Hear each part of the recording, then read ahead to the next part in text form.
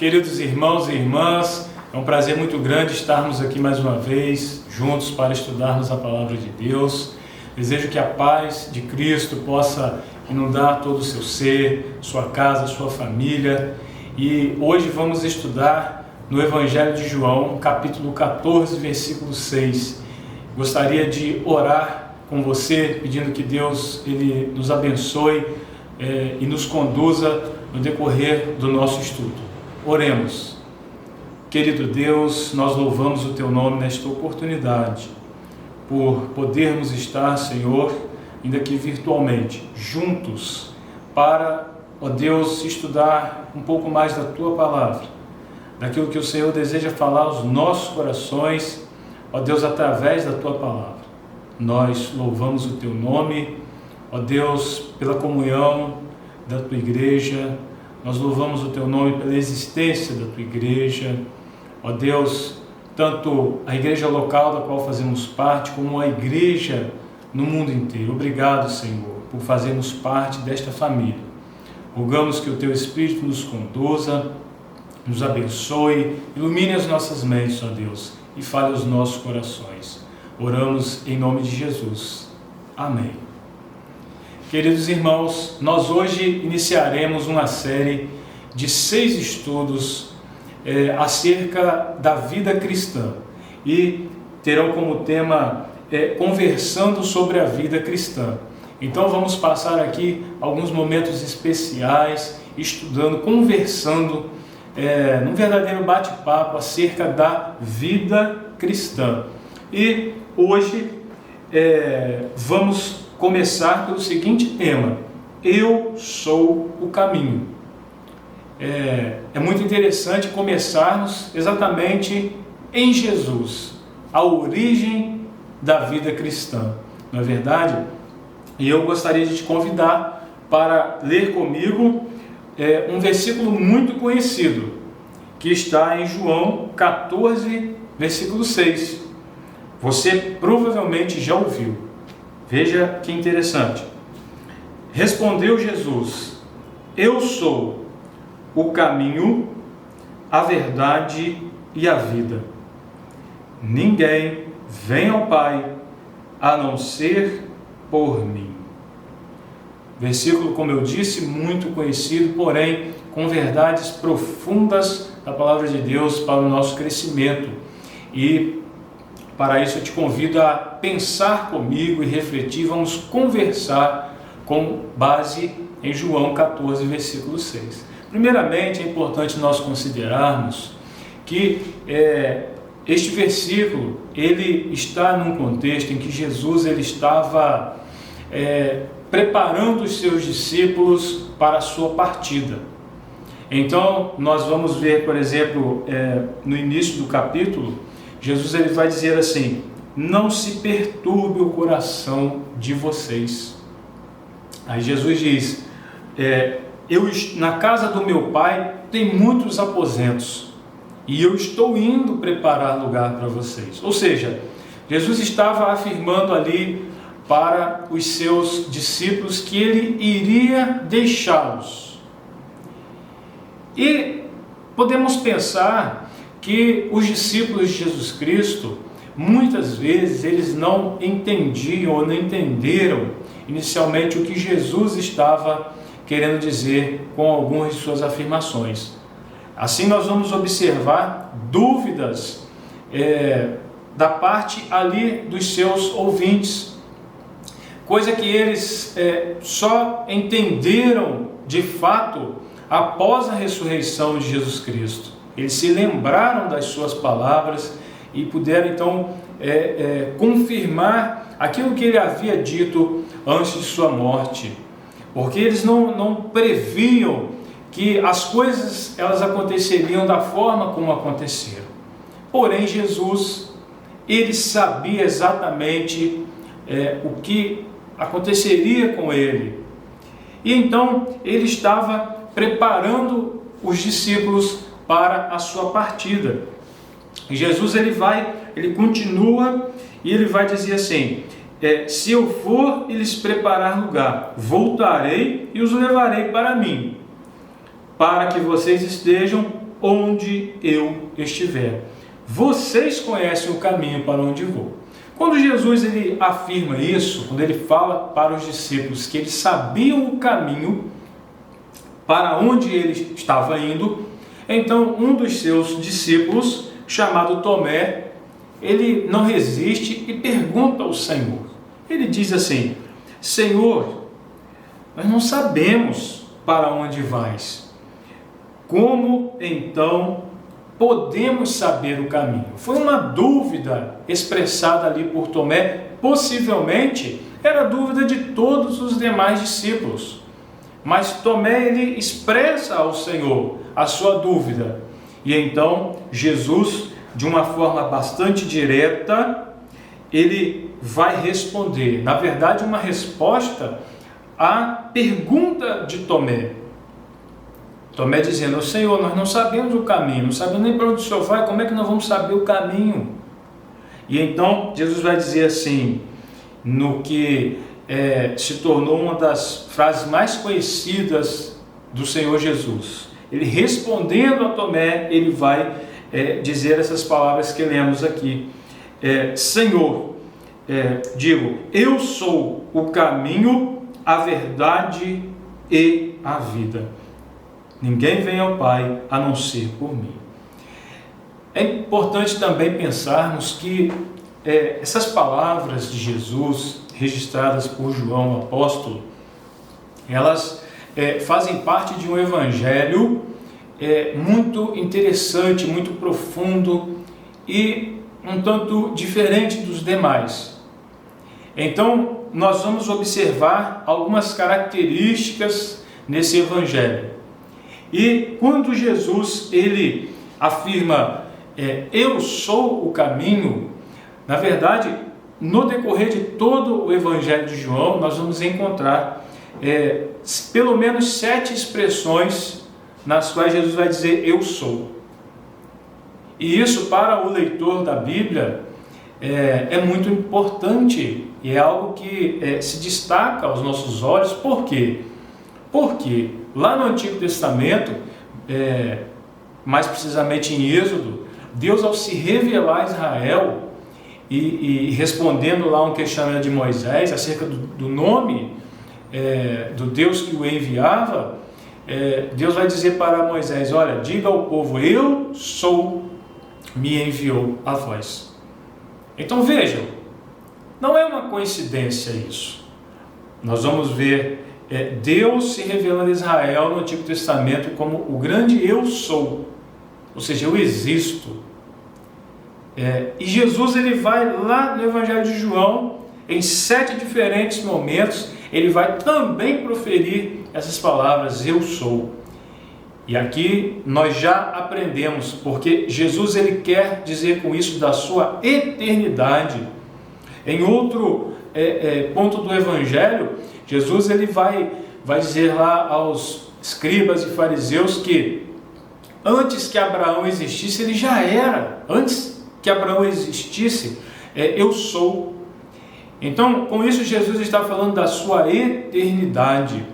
E é um evangelho muito profundo, em que nós vemos que ele foi escrito justamente com uma finalidade, um propósito, que era o de demonstrar a divindade de Jesus. João, ele claramente tem este propósito, o qual ele expressa do início ao fim do seu evangelho. Ou seja, ele escreve para demonstrar que Jesus Cristo era o Filho de Deus e para que os seus ouvintes crescem e obtivessem assim, crendo em Jesus, a vida eterna. E é isso que nós observamos neste versículo, em simples palavras. Jesus ele está dizendo, eu sou, ou seja, falando de sua eternidade, sua pré-existência. Inicialmente ele fala, eu sou o caminho. E isso respondendo a Tomé. Mas é interessante que ele vai colocar 3 coisas que ele é. Ele é o caminho, a verdade e a vida. Deixa eu te falar uma coisa. Você se você dirige e já foi a algum lugar que você não conhecia, e hoje em dia nós temos, né, já há alguns anos, né, nós temos uma ferramenta incrível, e hoje, inclusive, os nossos smartphones já vêm com essa ferramenta que chama-se GPS. E é muito interessante isso, você ir num lugar que você não conhece, uma cidade, seja ela grande ou pequena, e você ali digita o endereço para onde você está indo, e ali uma voz vai te guiando. Na verdade é até uma ferramenta incrível, mas é preciso também ser usado com cautela devido à possibilidade dela guiar por caminhos não tão muito confiáveis, porque, né, a gente percebe que ali o aplicativo ele procura te levar por caminhos com menos trânsito. Mas por que eu estou citando o GPS, que é algo que todos nós conhecemos? Porque é tão interessante, é tão bom e nos transmite uma segurança tão grande você dirigir por cidades onde você não conhece, que você não conhece, e então o GPS te guia e até que ele diz você chegou ao seu destino. Por que eu estou te falando isso? Porque Jesus está dizendo aqui, eu sou o caminho, eu sou a direção. Então, assim como nós temos essa ferramenta que nos guia quando estamos em lugares desconhecidos, Jesus está dizendo aqui, eu sou o caminho. Mas ao mesmo tempo que Ele é a direção, Ele é o caminho, Ele é a verdade. Ele é a verdade. Mas eu queria pensar com você acerca de detalhes que nós vemos aqui neste versículo, neste texto. Porque quando Jesus ele diz, eu sou o caminho, ele está claramente dizendo que ele é o único caminho. Ele é o único caminho a seguir. Então, neste mundo, nós temos observado as pessoas andando perdidas para lá e para cá, perdidas num turbilhão de sentimentos, de incertezas, de inseguranças. E como é confortante para nós ouvir essas palavras de Jesus. Eu sou o caminho. Mas veja, não é um caminho, é o caminho. Então, não existe outras formas de chegarmos ao Pai. Não existe. Jesus claramente está dizendo aqui, eu sou o caminho. E é importante pensar que uma das formas de nós distinguirmos acerca do verdadeiro e do falso ensino é exatamente aqui, Jesus Cristo. Porque se nós tivermos Jesus Cristo e mais alguém, então está fora do que o próprio Jesus disse. Não é possível que nós tenhamos Jesus e mais ninguém que sirva de acesso a Deus. É exclusivo. O artigo é definido, eu sou o caminho. Então precisamos pensar isso. Não há outra forma de nos chegarmos a Deus além de Jesus Cristo. E ele vai dizer que é a verdade. Meus irmãos, porém, a palavra verdade, ou a palavra aqui traduzida por verdade, ela tem um significado mais abrangente do que simplesmente veracidade ou ausência de erro. Vejam, o Evangelho, como eu disse, ele foi escrito para um grupo específico, para pessoas de origem grega. E talvez você já tenha ouvido falar, os gregos eram pessoas que se destacaram pelos pensamentos, né? Pela filosofia, por investigar a verdade, por investigar a origem das coisas. Então, este tema verdade, para os estudiosos, filósofos, os gregos, enfim, ele é um tema que se gastou muito tempo estudando e pesquisando. E eu estava hoje pensando neste versículo, e como foi interessante descobrir o pensamento de um desses estudiosos, em que ele analisa a origem da palavra verdade, e ele pensa e ele chega à conclusão de que a palavra verdade para o grego antigo e a língua em que foi escrito o Evangelho de João, essa palavra ela vai ter o significado de desvelamento. O que é isso?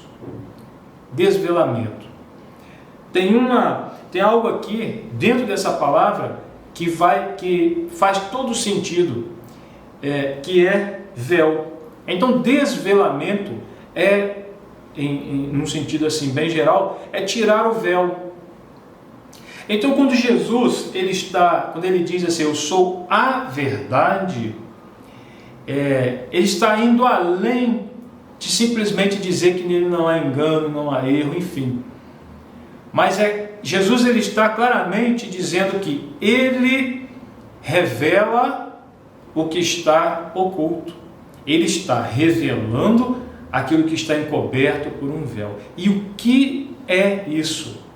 O que Jesus está revelando? O que ele está mostrando, pondo à vista, descobrir ou manifestar? Enfim, na verdade, é Deus. Jesus está revelando Deus. E foi exatamente isso que ele fez. O autor aos Hebreus, com muita propriedade, ele vai destacar isso, que Deus ele antigamente falou aos pais pelos profetas, mas nos últimos tempos falou através do Filho. Então, e nós aprendemos recentemente na nossa EBD que Jesus Cristo ele é a máxima revelação de Deus.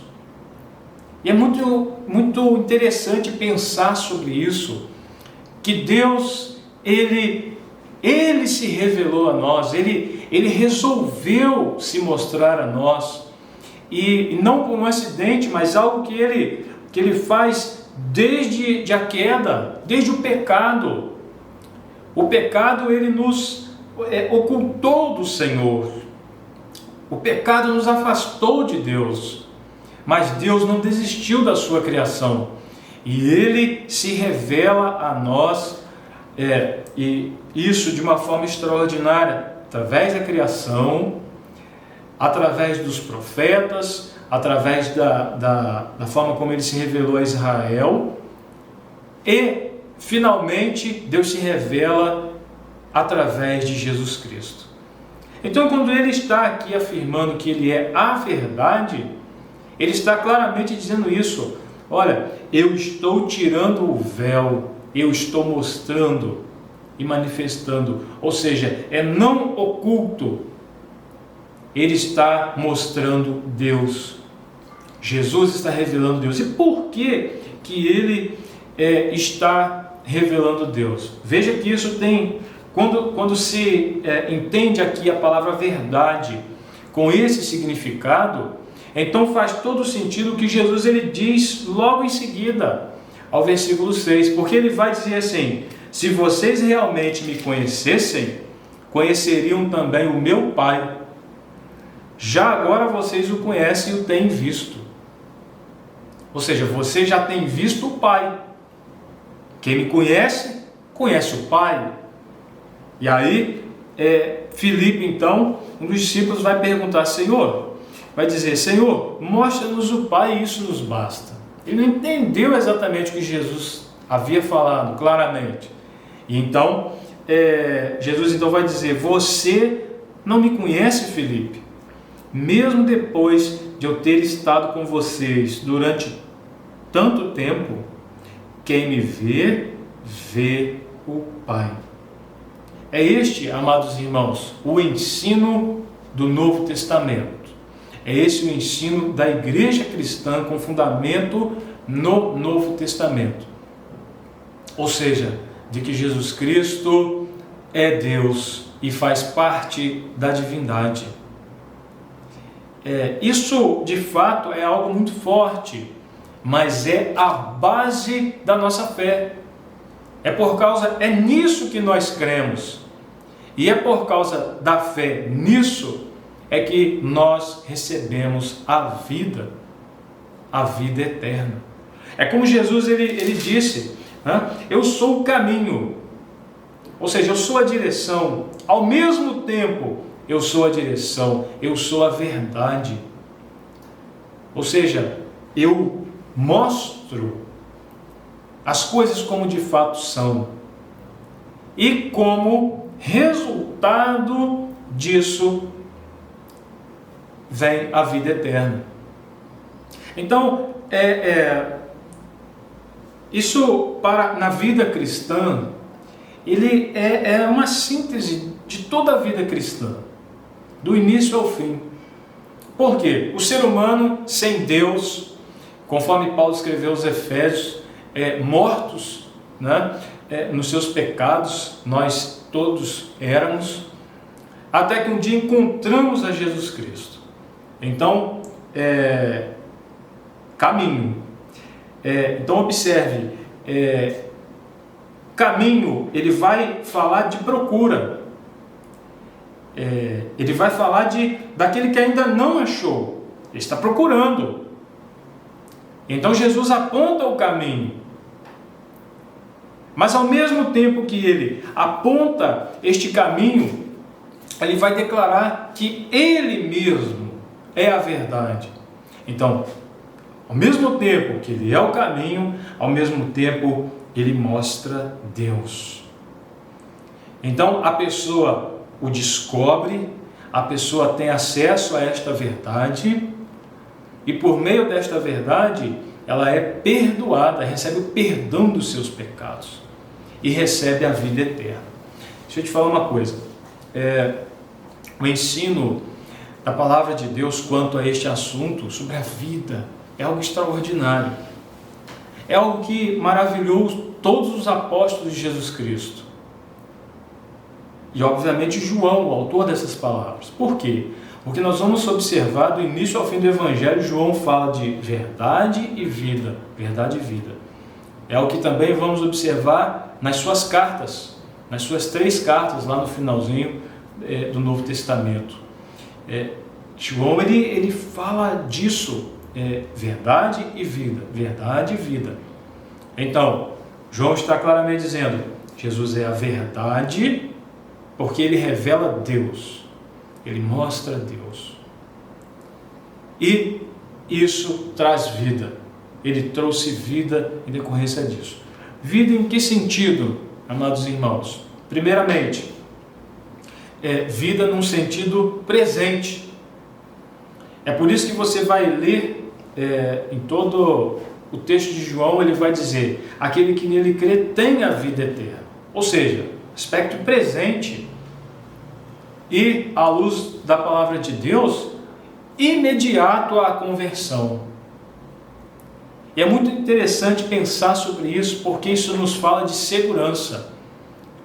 João está dizendo, olha, aquele que crê tem a vida eterna. Então, esta vida que Jesus oferece, ela tem este aspecto presente, ou seja, instantâneo à conversão em Jesus Cristo, mas também tem um aspecto futuro. Por quê? Que está falando claramente da ressurreição no futuro. A ressurreição a qual é prometida por Jesus Cristo. E é o que ele está dizendo aqui. É como se Jesus dissesse assim, olha, eu estou indo adiante de vocês, mas vocês estão indo também. E é esta a promessa. Esta é a promessa. Jesus, ele passou pela morte, ressurgiu dentre os mortos, mas essa é a promessa para todos aqueles que o receberem, ou seja, de receberem a ressurreição dos seus corpos. E, meus amados irmãos, nós vamos então observar que isto nos fala de segurança. Então, não existe insegurança para aquele que recebe a Jesus Cristo como seu Salvador e Senhor. Não existe. Pelo contrário, existe certeza. Por isso que Paulo ele vai dizer lá aos Efésios: não entristeçam o Espírito Santo de Deus, com o qual vocês foram selados para o dia da redenção. Isso está em Efésios 4, verso 30. Veja que interessante, vocês estão selados. É algo que fala de certeza. Vocês foram selados quando creram.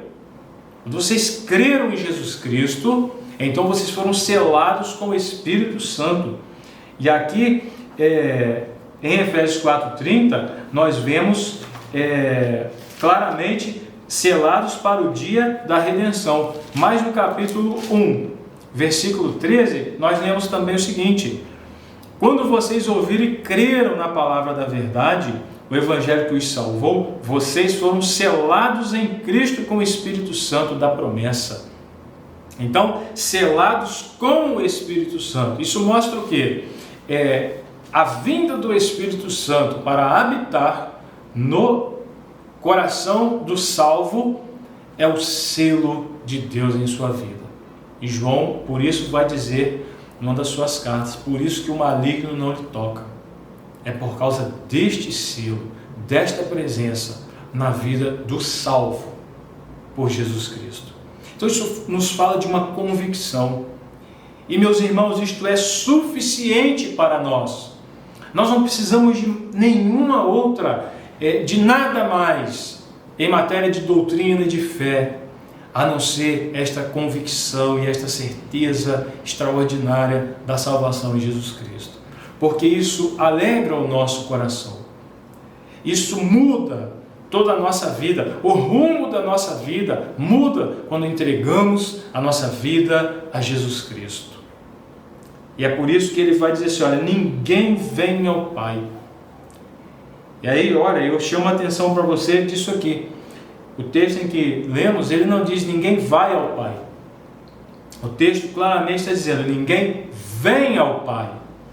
Por que Jesus diz assim? E aí, a resposta nós já demos. Porque Jesus está dizendo: olha, eu e o Pai somos um. Então, quem vem a mim, vem ao Pai. Vejam que coisa extraordinária, amados irmãos, é isso. É crer em Jesus Cristo como este Deus que se fez homem. É por isso que você vai ler Isaías 7,14, quando diz que a virgem conceberá e dará à luz um filho, e o seu nome será Emanuel. E aí o autor de Mateus ele vai traduzir, ele vai dizer que significa Deus conosco. É exatamente isso, é esse o ensino das Escrituras. E João ele enfatiza isso. Porém aqui nós vemos, quando nós lemos aqui ninguém vem ao Pai, então aqui mais uma vez nós lemos acerca desta divindade, a qual é revelada em Jesus Cristo. Ele faz parte da divindade, ele é Deus, e por isso que ele mesmo vai dizer: ninguém vem ao Pai. Não é ninguém vai ao Pai, ninguém vem ao Pai. Mas isso também fala de ação humana. E aqui está o requisito humano para a salvação, que é exatamente esta ação, este ato de vir ao Pai. Esta ação humana necessária de crer. Por essa razão que Jesus, quando estava para ser morto na última ceia, ele vai dizer assim: olha, tomem aqui este cálice, façam isso em memória de mim. Este é o sangue derramado por muitos. Infelizmente, não é por todos, porque é para aquele que crê. E é necessário uma ação humana, uma resposta humana a tudo isso que Deus fez. Queridos, nós louvamos a Deus por este privilégio de termos experimentado tão grande salvação. Caso você que ouve esta palavra ainda não tenha feito isso, pense nisso. Entregue sua vida a Jesus e receba a vida eterna. Amém.